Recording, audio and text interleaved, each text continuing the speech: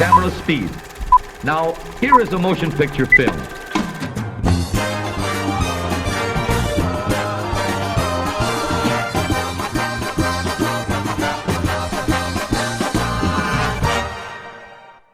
Good evening, and welcome to Real Movies.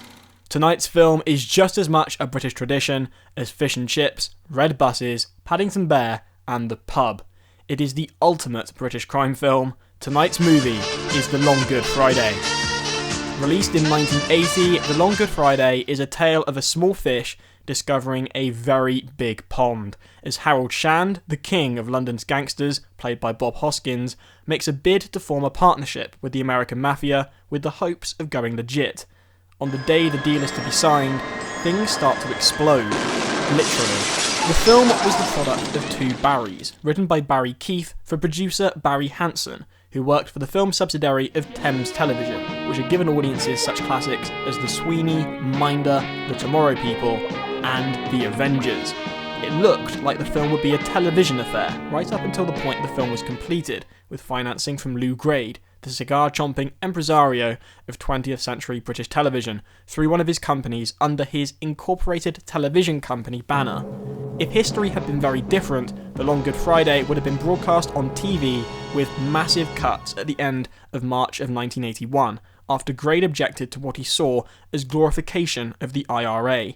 At the last minute, George Harrison of the Beatles stepped in with his company Handmade Films, which had been set up a few years earlier to finance Monty Python's Life of Brian. Handmade Films bought The Long Good Friday and gave it a theatrical release in 1981, ironically a few days after it was supposed to have been broadcast on television. A cinema release was indeed well deserved for The Long Good Friday. It was far ahead of its time, 3 or 4 decades early, with a multi-layered script thoroughly aware of the times, yet still relevant today.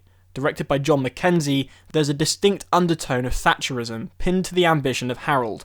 Ironic, given when Harold declares he and his colleagues are the right people, you know full well that the Iron Lady wasn't thinking of the criminal classes when she instigated the era of the yuppie. Indeed, Harold sings the praises of the free market and the Eurozone to his new American friends, and you have to wonder, if the film had been made today, would Harold be saying the exact opposite? How times change. The Long Good Friday could have been Del Boy gone bad, were it not for the inspired casting of now legendary British acting talent. For 114 minutes, the screen belongs to Bob Hoskins. This is his film. His performance is so utterly watchable, the spiral of a man far out of his depth, resulting in a Shakespearean tragedy fueled by 80s excess. Of course, you love him from the start, but as the film progresses, you come to fear him in equal measure. Frankly, Hoskins deserved an Oscar for this performance, but he wasn't even nominated, which says something about the appeal of most British films stateside at the time. He was nominated for Best Actor at the BAFTAs, but lost, of course, to an American, Burt Lancaster. The Long Good Friday also saw the film debut of Pierce Brosnan in a non-speaking part. I have always maintained that his portrayal of James Bond is far too smarmy. He's too clean-cut to portray Ian Fleming's blunt instrument, and you get the same feeling here. He's far too good-looking to play a rough-and-ready IRA agent. He looks like he belongs in the back of a department store catalogue modelling knitwear. Alongside Hoskins, we get Dame Helen Mirren in her breakout film role. Having only appeared in a handful of movies prior, including the wife of the titular Caligula in that orgiastic 70s monstrosity, here Mirren is gold dust every time she is on screen. She plays Victoria, Harold's girlfriend, and to all intents and purposes, the role was just that, the token gangster girlfriend.